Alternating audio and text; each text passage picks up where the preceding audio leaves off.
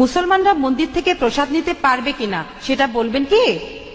প্রসাদ হলো খাবার যেটা পূজার সময় হিন্দু ধর্মের লোকেরা উৎসর্গ করে তাদের দেবতাদের নামে।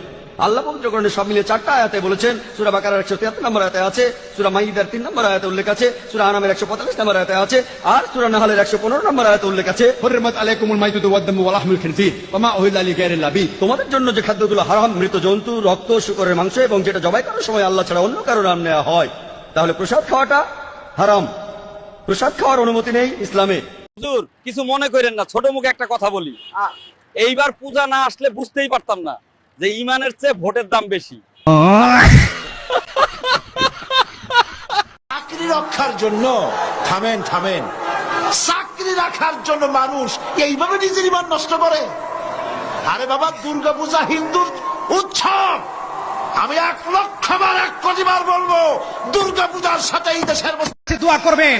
যারা কয়েকটা ভোট পাওয়ার জন্য নিজের ইমান বিক্রি করতে পারে, ওরা জীবনে কোনোদিন জনগণের খেদমতের জন্য এমপি মন্ত্রী হবে না। ওরা স্বার্থান্বেষী, ওরা তেলবাজ। আল্লাহর কাছে দোয়া করবেন এমন তেলবাজরা যেন আমাদের জনপ্রতিনিধি হতে না পারে। কথা বলেন ঠিক কিনা?